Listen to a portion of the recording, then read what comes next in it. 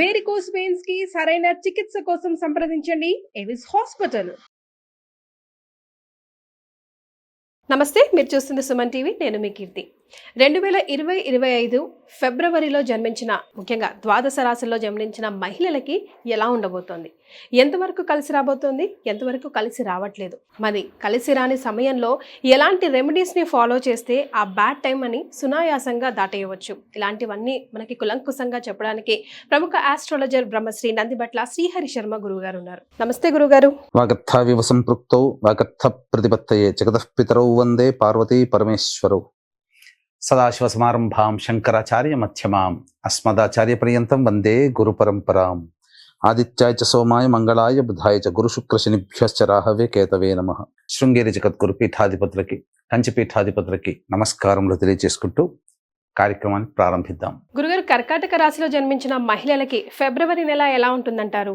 ఫిబ్రవరి 1వ తారీఖు నుంచి 15వ తారీఖు వరకు కర్కాటక రాశిలో జన్మించినటువంటి మహిళలకి ఏ విధంగా ఉండబోతుందో తెలుసుకునే ముందు గ్రహ సంచారం తెలుసుకుందాం. 12వ ఇంట కుజుడు వక్రీకరించి స్తంభించి ఉండడం, అలాగే గురువు వక్రీకరించి స్థితి పొంది ఉండడం, 9వ స్థానంలో శుక్రుడు రాహువు, 8వ స్థానంలో శని, 7వ స్థానంలో రవి బుధుడు మరియు 3వ స్థానంలో కేతు. వెరసి చూసుకున్నట్లయితే ఈ కర్కాటక రాశి వారికి 1వ తారీఖు నుంచి 15వ తారీఖు వరకు యోగదాయకమైనటువంటి పరిస్థితులు గోచరమవుతున్నాయి. ఇటు శుక్రుడు శుభగ్రహంగా, అలాగే గురువు కుజుడు యోగాన్ని కలగచేస్తూ, అలాగే బుధుడు కూడాను స్వల్పమైనటువంటి యోగాన్ని కలగచేస్తున్నటువంటి ఈ కారణం చేత ప్రధానంగా మేజర్గా ఉండేటువంటి గ్రహాలు అనుకూలంగా ఉన్నాయి. తద్వారా మీ యొక్క సంకల్పం ఏదైతే ఉంటుందో ఆ సంకల్పాన్ని నెరవేర్చుకునే దిశగా మీరు అడుగులు కనుక ముందుకు వేసినట్లయితే మరింత ఆనందకరమైనటువంటి జీవితాన్ని పొందుతారని చెప్పవచ్చు. అయితే సమస్యల్లా ఎక్కడ వస్తుంది? ప్రధానంగా మనం గమనించుకున్నట్లయితే ఈ కర్కాటక రాశికి 12వ ఇంట కుజుడు స్తంభించి ఉండడం, వక్రీకరించి ఉండడం అంటే గ్రహ యొక్క తత్వాన్ని అర్థం చేసుకోవాలి. అంటే ఏదైనా పనులు చేసేటప్పుడు ఈ 15 రోజుల్లో ఆ పనులలో ఆటంకాలు అనేటువంటివి ఉంటాయి. 12వ స్థానంలో కుజుడు కాబట్టి ఆటంకాలు ఇస్తాడు.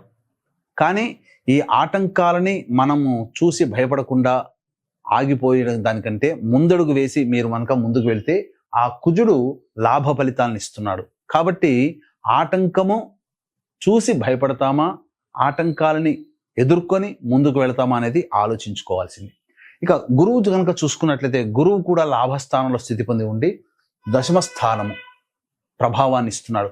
ఏకాదశ దశమ ప్రభావాలు గురుడికి వచ్చాయి అని అంటే ఖచ్చితంగా ప్రమోషన్ కోసం ఎదురు చూస్తున్నటువంటి మహిళలు ఎవరైతే ఉంటారో వాళ్ళు మంచి ప్రమోషన్ని పొందే ఛాన్సెస్ అనేటువంటివి కలుగుతాయి.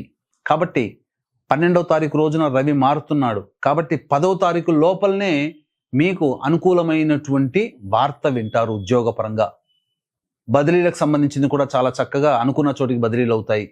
గృహిణులు ముఖ్యంగా లేదా వ్యాపారం చేస్తున్నటువంటి గృహిణులు ఎవరైతే ఉంటారో వాళ్ళు ఇంట్లో కానీ బయట కానీ కొత్తగా బాధ్యతలు తీసుకుంటారు, లేదా చేస్తున్నటువంటి పని కంటే కొత్తగా పనులు చేపట్టాలనే ఆలోచనలో ఉంటారు. కుటుంబ సభ్యుల యొక్క ఆదరాభిమానాన్ని పొందుతారు. ఒక కీలకమైనటువంటి బాధ్యతలు మీరు నెత్తిన వేసుకుంటారు, చక్కగా వాటిని పూర్తి చేసుకుంటారు. తద్వారా మంచి జరుగుతుంది. శుక్రుడు 9వ స్థానంలో రాహుతో కలిసి ఉండడం యోగదాయకమైనటువంటి పరిస్థితి.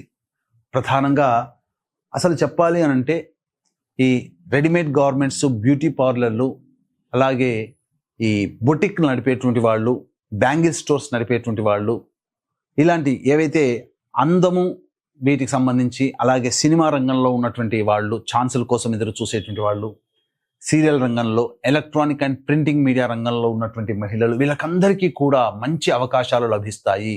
జీవితంలో ఎదుగుదలకి తోడ్పడే అవకాశాలు ఆ ప్రాజెక్టులో మీరు సైన్ చేస్తారు. తద్వారా మీకు భవిష్యత్తు ఆనందదాయకంగా ఉంటుంది. ఫిబ్రవరి 11 లోపలనే ఇవన్నీ కూడా చకచకా జరిగిపోవడానికి అవకాశాలు, ఆస్కారములు ఎక్కువగా ఉన్నాయని చెప్పవచ్చు. ఇక అష్టమ శని యాజ్ యూజువల్గా ఉన్నటువంటిదే మార్చి 29వ తారీఖు వరకు ఉంటుంది. కానీ తర్వాత మళ్ళీ అష్టమ శని దోషం పోయింది అనుకుంటే జూలై 7వ తారీఖు నుంచి కూడా మళ్ళీ శని ప్రభావం ఉంటుంది. కాబట్టి ఈ సంవత్సరం అంతా కర్కాటక రాశి వారికి శని ప్రభావం ఉన్నట్టే లెక్క.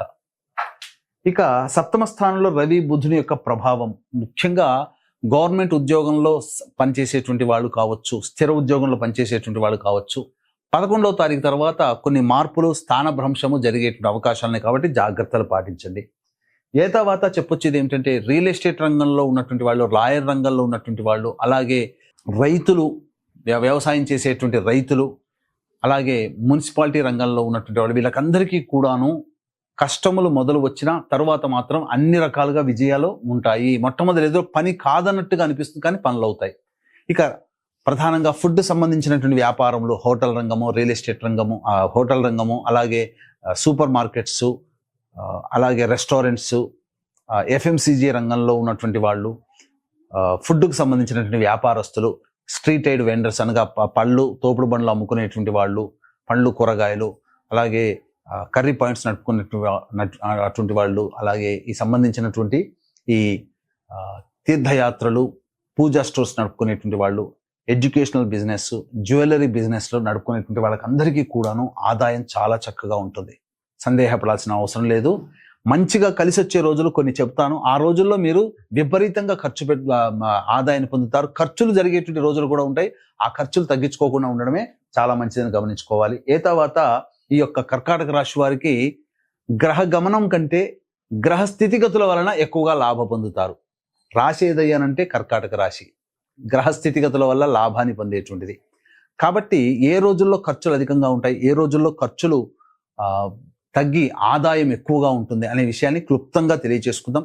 వీక్షించేటువంటి మహిళలకి గమనిక, ఈ యొక్క సంబంధించినటువంటి మాఘమాసములో పౌర్ణమి తిథి రోజున 144 ఏళ్లకోసారి వచ్చేటువంటి కుంభమేళా ప్రాంతంలో ముఖ్యంగా మనం ఇప్పుడు సమస్యలు ఎదుర్కొంటున్నాము. ఏ ఇబ్బందులైనప్పటికీ కూడా ఆ ఇబ్బందులన్నిటికీ కారణం గత జన్మ కర్మదోషాలు. కావున గత జన్మ కర్మదోష నివారణ హోమాలు.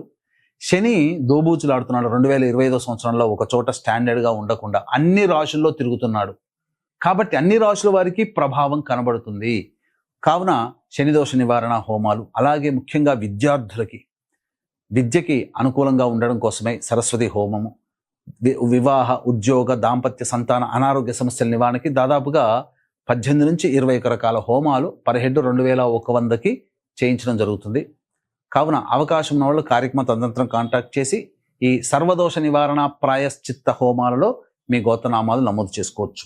ఇక 1వ తారీఖు, 2వ తారీఖు, 3వ తారీఖుల్లో ఖర్చులు అధికంగా ఉంటాయి. మానసిక ప్రశాంతత లోపిస్తుంది.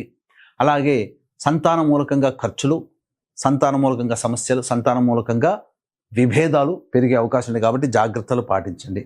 4, 5, 6, 7, 8 తారీఖులలో ఉద్యోగ సంబంధమైనటువంటి విషయాల్లో మీకు పాజిటివ్ రెస్పాన్స్ వస్తుంది. నిరుద్యోగస్తులు ఉద్యోగం లభించి తీరుతుంది. అలాగే అన్ని రంగాలలో ఉన్నటువంటి వాళ్ళకి ప్రధానంగా లాభదాయకంగా ఉంటుంది. అధికముగా ఆదాయాన్ని గడిస్తారు. ఒక శుభవార్త వింటారు. అన్ని విధాలుగా చక్కగా ఉంటుంది. ఖర్చులకు మించిన ఆదాయం మీకు లభిస్తుందని చెప్పవచ్చు. ఇక 9, 10 తారీఖుల్లో కనుక చూసుకున్నట్లయితే మానసిక ప్రశాంతత లోపిస్తుంది. అనవసరమైన ప్రయాణాలు సూచన చేయబడుతున్నాయి. ఖర్చులు కూడా అధికంగా ఉంటాయి. ఏ నిర్ణయం కూడా తీసుకోలేని పరిస్థితిలో ఉంటారు. ఇక 11, 12 తారీఖుల్లో కనుక గమనించుకున్నట్లయితే మీరు ఉత్సాహంగా కుటుంబ సభ్యులతో గడుపుతారు. అలాగే పెండింగ్ పనులను పూర్తి చేసుకుంటారు.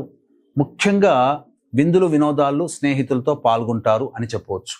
ఇక 13, 14 తారీఖులో కనుక చూసుకున్నట్లయితే కుటుంబ సభ్యుల వల్ల సమస్యలు వస్తాయి. కుటుంబ సభ్యులతో వాగ్వివాదాలు పెరుగుతాయి. ధనపరంగా ఖర్చులు ఎక్కువగా ఉంటున్నాయి. అలాగే వాహనాన్ని నడిపేటప్పుడు జాగ్రత్తలు పాటించాలి. అన్నిటికంటే మించి మీ యొక్క వాక్కుని అదుపులో ఉంచుకుంటే ఇంకా మరింత మెరుగైన మంచి జీవితాన్ని పొందుతారు. ఇక 15వ తారీఖు రోజున మాత్రం నూతన వ్యక్తుల యొక్క పరిచయం జరుగుతుంది.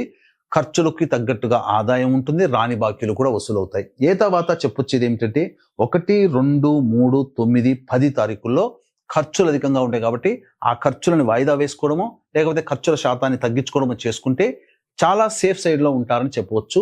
అలాగే 144 ఏళ్లకు ఒకసారి వస్తున్నటువంటి ఈ యొక్క కుంభమేళాలో గత జన్మ కర్మదోష నివారణార్థమై ఇప్పుడున్నటువంటి అనుభవిస్తున్నటువంటి సమస్యలకి కర్మదోష నివారణ ప్రాయశ్చిత్త హోమాలు అనేటివి చేయించడం జరుగుతుంది. అందులో నమోదు చేసుకోండి.